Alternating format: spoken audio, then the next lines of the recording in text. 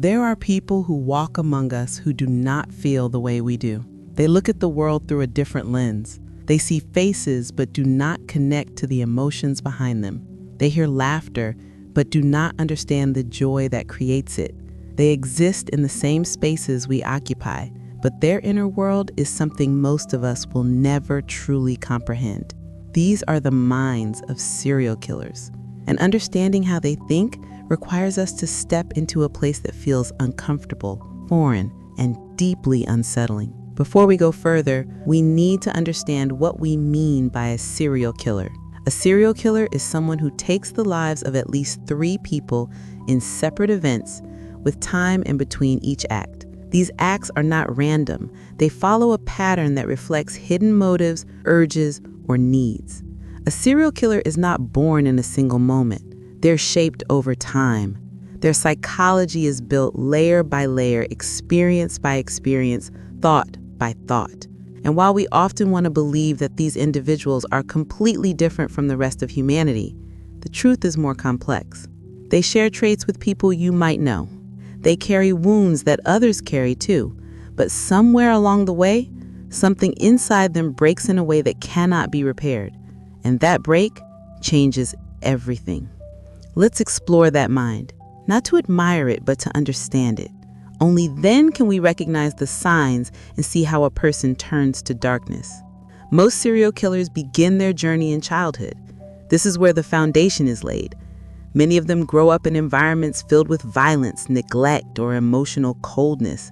They learn early that the world is not safe. They learn that people cannot be trusted. They learn that pain is normal. Ted Bundy, one of the most infamous serial killers in history, appeared charming and intelligent on the surface, but beneath that mask was a man who grew up feeling abandoned and illegitimate. He never felt like he belonged, and that feeling of not belonging created a void inside him that he tried to fill in the most twisted ways imaginable. Childhood trauma does not automatically create a serial killer.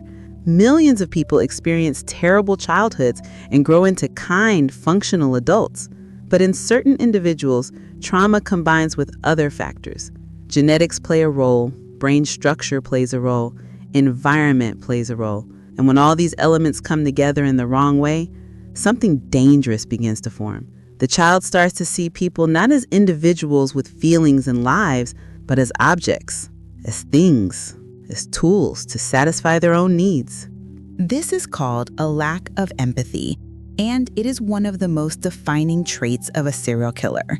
Empathy is what allows us to feel compassion for others. It is what makes us stop when we see someone in pain. It is what connects us to the humanity around us. But serial killers do not have this connection. When Jeffrey Dahmer looked at his victims, he did not see human beings. He saw possessions. He saw things he could control. He saw a way to stop the deep loneliness he felt inside. His lack of empathy allowed him to commit unspeakable acts without remorse, without guilt, without hesitation. But here is where it gets more complicated. Some serial killers are not born without empathy. Some lose it gradually. Some learn to shut it off like a switch. They train themselves to stop feeling because feeling becomes too painful. They retreat into a fantasy world where they have power, where they have control, where they are not the victim anymore. And in that fantasy world, the rules of morality do not apply. The boundaries that stop the rest of us from acting on dark impulses simply do not exist for them. Fantasy is a powerful force in the mind of a serial killer. Long before they commit their first murder, they have already killed 1,000 times in their imagination. They rehearse it, they refine it, they perfect it, and with each mental repetition, the act becomes less horrifying and more exciting. The boundary between fantasy and reality begins to blur. Eventually, the fantasy is not enough anymore. They need to make it real. They need to feel the power they have imagined for so long. This is what happened with Dennis Rader, known as the BTK killer. He lived a double life. On the surface, he was a family man, a church leader, a respected member of his community. But inside, he carried violent fantasies that consumed him. He planned his murders with meticulous detail. He fantasized about them for years before acting. And when he finally did act, he felt a rush that nothing else in his life could provide. That rush became an addiction, and like any addiction, it demanded more.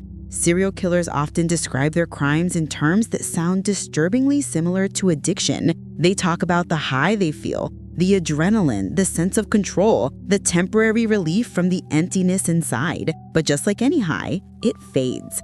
And when it fades, they are left with the same void they started with. So they kill again and again and again, each time hoping the feeling will last longer, each time needing more to achieve the same satisfaction. But what drives this need for control? Why do so many serial killers describe their crimes as acts of power? The answer lies in their deep sense of powerlessness. Many serial killers grew up feeling helpless. They were abused, neglected, humiliated, or abandoned. They learned early that they had no control over their own lives, and that lack of control became unbearable. So they found a way to reclaim it.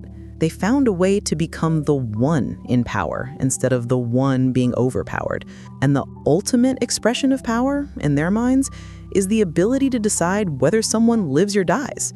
John Wayne Gacy is a perfect example of this. He was a man who craved respect and admiration. He wanted to be seen as important, but underneath his public persona was a man who felt deeply inadequate. He had been abused as a child. He had been belittled and rejected. And as an adult, he used murder as a way to feel powerful. He controlled his victims completely. He decided when they suffered and when they died. And in those moments, he was not the powerless boy anymore. He was the one in control. This need for control also explains why many serial killers take trophies from their victims. They keep jewelry, clothing, photographs, or even body parts. These objects serve as reminders of their power.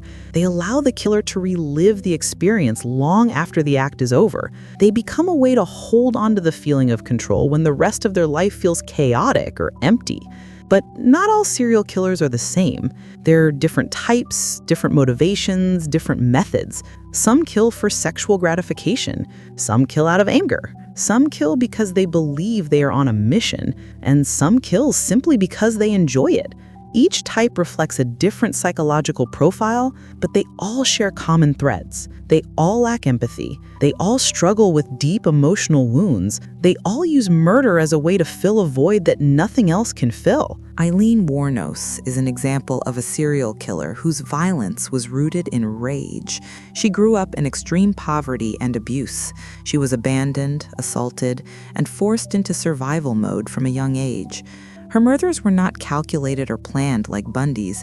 They were explosive and fueled by years of accumulated anger and pain.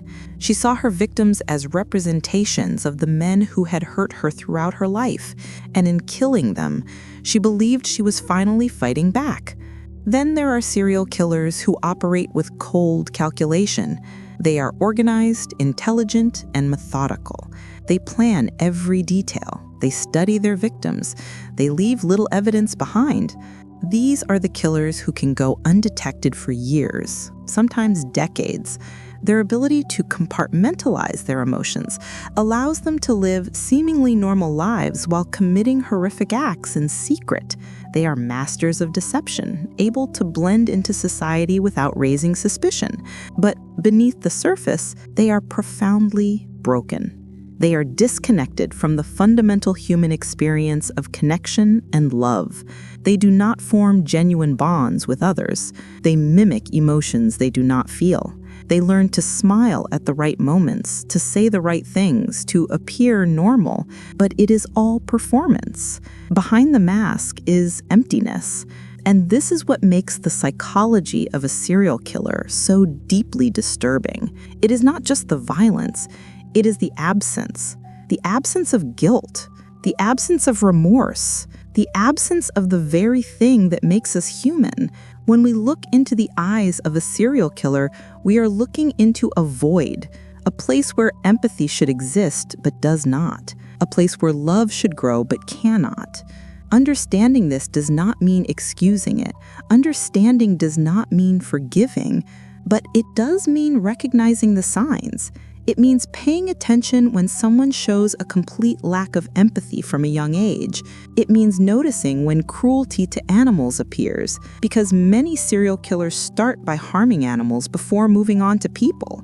It means listening when someone expresses violent fantasies repeatedly. It means taking seriously the combination of childhood trauma, lack of emotional connection, and fascination with control and domination. Most people who experience trauma do not become killers. Most people who struggle with empathy do not commit murder.